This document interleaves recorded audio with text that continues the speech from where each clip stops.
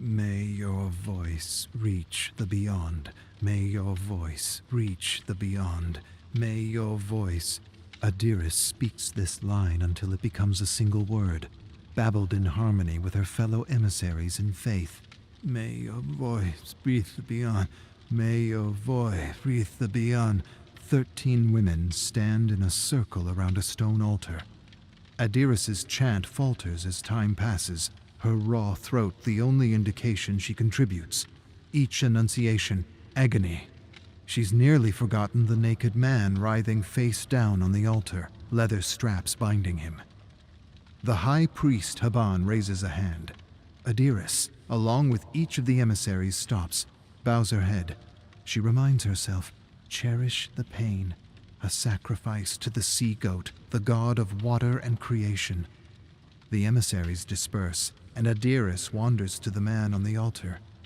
Tears stream from his bloodshot eyes. She wants to lend comfort, assure him the gods love him, perhaps even pull him from the altar away from the coming pain. She smiles at him as she would a child. If only you understood the importance of your sacrifice, you would laugh with joy. Tenderly, lovingly, she kisses his forehead. May your voice reach the beyond. The invocist comes forward.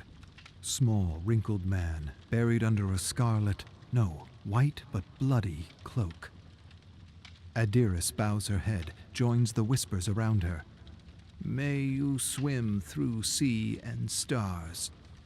The invocist stands over the man bound to the altar, nods, pulls the sleeve back, reveals a spear gripped in hand, raises the weapon, and plunges. The tip pierces the bound man's lower back. He arches upwards and screams, shakes, convulses, lower body remaining immobile, bladder emptying onto the altar. The invocist hefts his leg onto the stone slab, pushes the spear until a gruesome snap, shrieking, howling, pleading, something beyond that, indescribable. A vertebrae bursts from the gaping wound, blood gushes. Bile rises in Adiris's throat as she turns away to stop herself from retching. Her fellow emissaries look upwards. Praise, glory to the gods! Nothing is heard over the screams of the man. His voice will surely reach the beyond. Adiris composes herself, recites sacred text in her mind. The plans of the gods shall not be questioned, for they know beauty the human eye cannot perceive. The plans of the gods shall not be questioned, for they know... Trust in them, Adiris. Trust in them. She relents to her faith, joining the others to celebrate, but notices Haban. He covers his face too late, and she sees it. A tear spilling from his eye. A face that seems heartbroken. Adiris splashes water over the altar and scrubs. Red circle swirling, bright. Like the sun the day she was left at the temple door. Stifling heat, painful steps on burning sand. Mother and father, a missing piece in the memory, unfocused, replaced by Haban. A crowd of imposing high priests, and only he peers warmly. She cries, so he lifts her, removes his hood. In the courtyard, he lets her touch the statues of the gods. Rishon, keeper of the stars, Ortares, sentry of the desert, Atil Alara, mother of humanity, deities who would watch over and protect her. Haban becomes teacher, father. He tells of their religion, formed by exiles who believed other faiths had become corrupted by politics. They brought new insights to the afterlife and unified all gods beneath the great creator, the sea-goat. She finds guidance in his teachings, meaning in servitude, comfort in knowing suffering is love. She may shudder at connecting compassion to bloody sacrifice, but she works continually to overcome her doubts. Yet over the years, as her faith grows, Haban changes in a different way. She sees heaviness in his walk, hears his voice trail off when he reads the sacred texts. While he once stood energized by generous sacrifices to the gods, today he shows anguish. What darkness could snuff the desert sun? Adiris sits in the courtyard, Haban seated across from her. Eyes are fixed on a game board between them. She rolls a wooden die, moves a black disc over the board's squares, lands on Haban's piece, places it to the side. No reaction from Haban. Adiris looks to him, sweet expression of concern. A joyous sacrifice this morning, would you say? The gods rejoice, praise be. Haban hardly lifts an eye. Praise be. A cool breeze, birds chirp unseen. Haban seems to scan the courtyard. Upon seeing no other occupants, looks Adiris in the eyes. He was a good man, a friend, and the world is darker without. Adiris wonders if she's being tested. She knows what to say, interrupts him with a line that's been delivered to her thousands of times before. It was commanded by the gods. He swims in the wake of the sea-goat now. Haban turns his attention to the game board, flicks away Adiris's disc and positions his at the end. It seems I have won, as was commanded by the gods. Adiris pushes her chair back, objecting. Haban sweeps the board off the table. I shall write the rules of anew. I shall include decrees, punishment, theft, and sacrifice. And should anyone object, I shall preach those momentous words. It was commanded by the bloody sea-goat and his damned gods. Adiris shakes her head, the shock of words she never thought she'd hear rattling painfully in her mind. This is blasphemy. Deep bags under Haban's eyes seem to swell. Yes, the truth often is. The day of virtue arrives. A monthly ceremony to purify the congregation of dire sins. A bell tolls. Adiris and the rest of the temple's crowd drop to their knees. Forehead touches cold stone. She peeks up, sees the Maiden Guard arrive, stepping through the crowd, guided by faith to seek out sinners. She waits, counts the scratches in the floor until a scream, a woman pleads, and coughing, choking. Adiris looks up, sees a commoner dragged from the temple by her throat. She hardly notices two olive-brown feet step in front of her. Rise, rise. Adiris shrinks under the maiden's gaze, notices the hint of ripened dates from her open mouth. Under the eyes of the sea-goat, speak of the evil you have witnessed. Deliver us thieves, adulterers, and blasphemers, so we may purge them. Shoulders stiffen. Adiris sees the face of Haban, the face of the man who raised her. She hears his gentle voice, and the agitated voice of a blasphemer. Indecision knots in her chest, tightening, twisting. I have witnessed no evil. By the gods, my eyes are pure. The maiden examines Adiris. Seconds trickle by, ever slowing, stretching reality to its seams until the maiden nods. May you swim through sea and stars.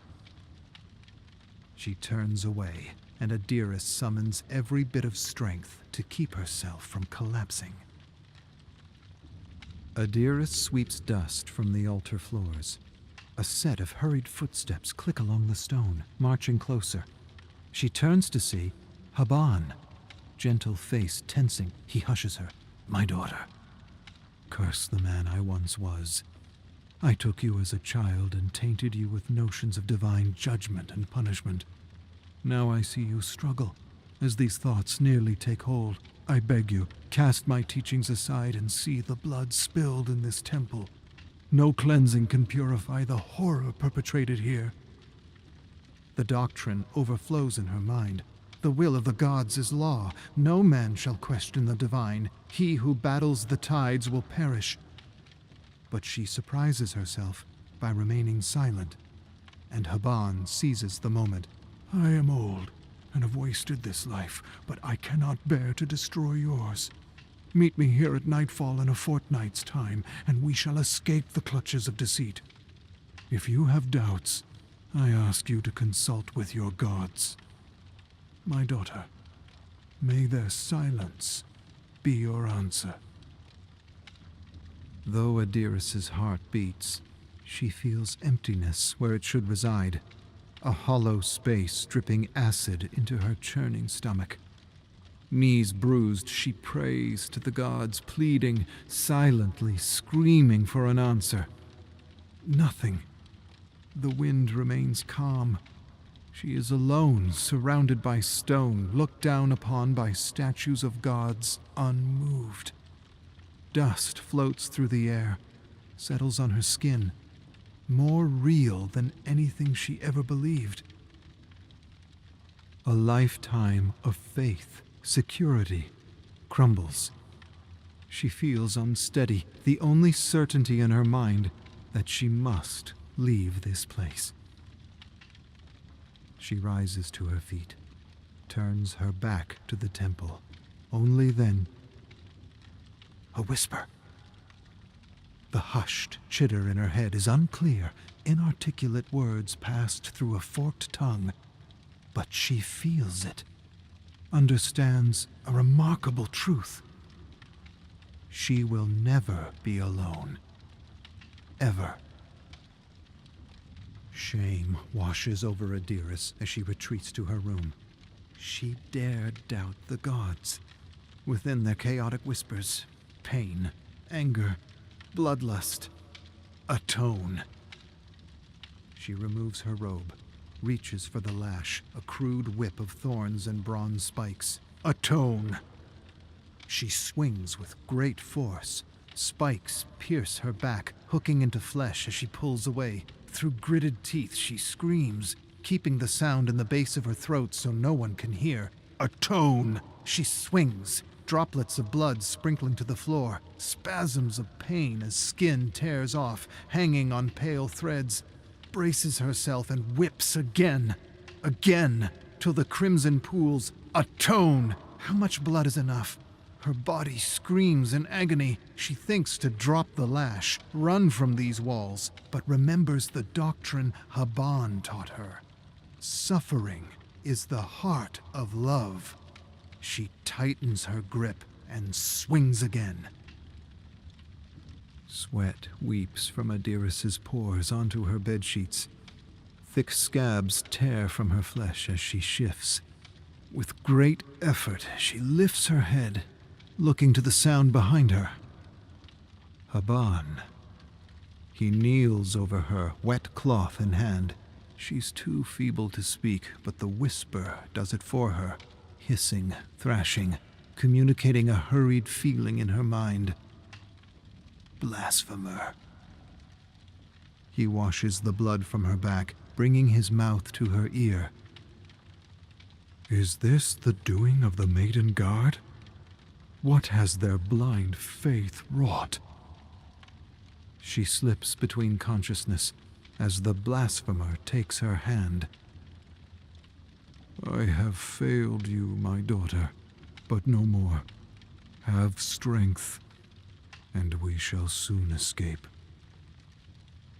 Though Adiris's movements are met with pain, she lifts her head to the sky, thanking the gods for their guidance.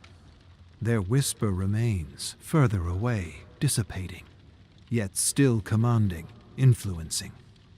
She opens her heart, allows the whisper to seize her body. She strides to the quarters of the Maiden's Guard and takes a uniform, confident no one will discover the violation, knowing the gods are on her side. A censer of sweet frankincense sits atop a table, compelling her to it. She allows her hands to move as they will, filling the censer with oil and glowing embers. She does not question the will of the gods, knowing all threads shall be woven and someday the tapestry complete. Trust in them, Adiris. She steps into the moonlight. Nightfall. Smoke dances around her body. Bare feet carry her along a stone path to the mouth of the temple.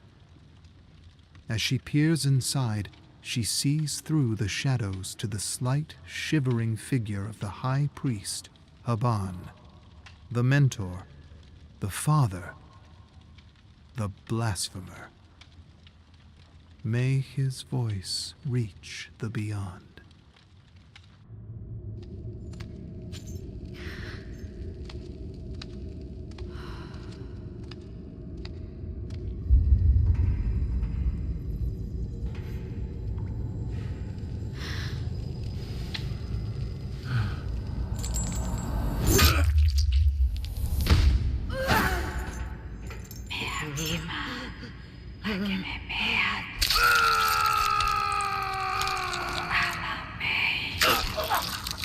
Adanika dingia.